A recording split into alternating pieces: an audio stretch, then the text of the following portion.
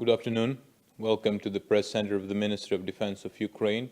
Here is our weekly update of the situation in the operations area of the joint forces from 11th to 17th March 2019. During the last week, the situation in the front line was tense. The number of ceasefire violations has decreased, but the enemy continued to use weapons which is prohibited by Minsk agreements. Besides 82 and 120 mm mortars, Russian occupation troops used small arms, grenade launchers, heavy machine guns, anti-tank missiles, and other infantry weapons. Over the past week, from 11th to 17th March 2019, Ukrainian defenders' position fell under provocative fire by Russian occupation troops for 28 times. Thus, on March 12th, the enemy has fired 2 120 mm mines and 17 82 mm mines. What is more, on March 14th, Russian occupation troops have shelled Katerynivka village using 82 mm mortars. On March 15th, Joint Operation Forces has recorded 120 mm mortar fire against our positions near Krymska village. On March 16th, enemy has fired 20 82 mm mines. Russian occupation troops continued to use 82 and 120 mm mortars on March 17th. The situation in the operations area is under full control of the Joint Operation Forces. Our servicemen opened fire in response to suppressed enemy activity using infantry weapons and by strictly adhering to Minsk agreements. As the result of Russian armed aggression, 5 of our servicemen were wounded in action. We want to inform with grief that during last week, 2 of our defenders were killed in action. We express our sincerest condolences to families and loved ones of our deceased defenders. And now to the information from the Main Directorate of Intelligence of the Ministry of Defense of Ukraine. Russian Occupation Command, within the law which prohibits use of devices which can transmit any type of data, started to seize mobile and other devices from servicemen of the 1st and 2nd Army Corps. In such a way, Russian Occupation Command tries to hide a large scale of involvement of the servicemen of the armed forces of Russian Federation. A regular rotation of high-ranking officers of the armed forces of Russian Federation is taking place within the command of the 1st and 2nd Army Corps. Also, a number of checks of the units is taking place. Russian intelligence and security services are providing security and support for above-mentioned personnel.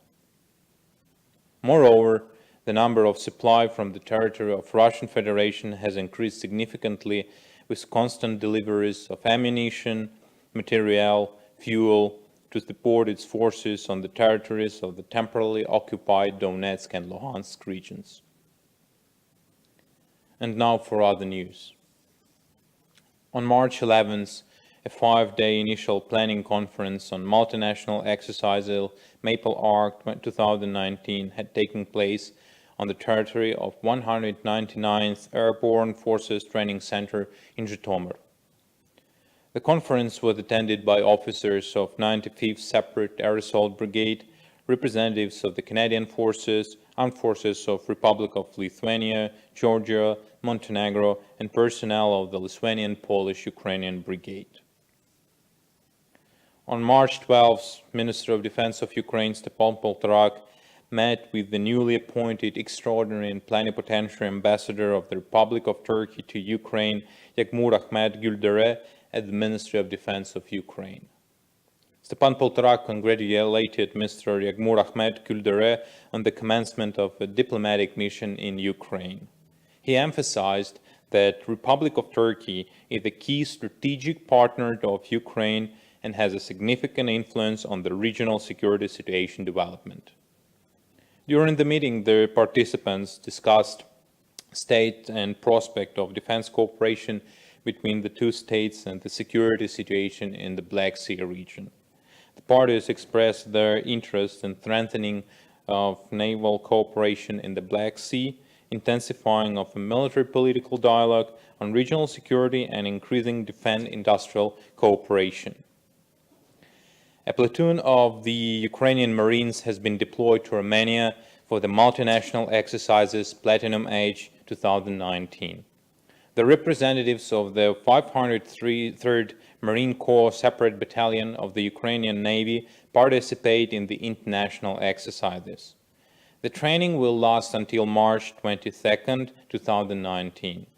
It will be also attended by representatives of the armed forces of the United States of America, Georgia, Romania, Bulgaria, and Moldova. Ukrainian Marines are scheduled to join a number of international exercises during this year. On March 13th, the Deputy Minister of Defense of Ukraine for European integration, Anatoly Petrenko, met with the extraordinary and plenipotentiary ambassador of Canada to Ukraine, Roman Vasyuk. The meeting is a continuation of the highest level strategic dialogue initiated on a visit of the Minister of Defense of Ukraine delegation to Canada in February this year. During the meeting, the sides discussed the results of bilateral cooperation, defined the tasks for security and defense sector reforms, strengthening defense capabilities, and improving a security situation in the European region. On March 14th, during the working visit to Lviv region, Minister of Defense of Ukraine Stepan Poltorak opened newly built dormitories for personnel of the armed forces of Ukraine. All these objects are among 184 improved planning premises which are being built within the framework of the largest armed forces of Ukraine building projects ongoing all over our state. The project is under control of the President of Ukraine, Supreme Commander-in-Chief of the Armed Forces of Ukraine, Petro Poroshenko, and the Ukrainian MOD leadership. Thank you for your attention. Glory to Ukraine. Captain Sharavara Mikhailo from the Press Center of the Ministry of Defense of Ukraine.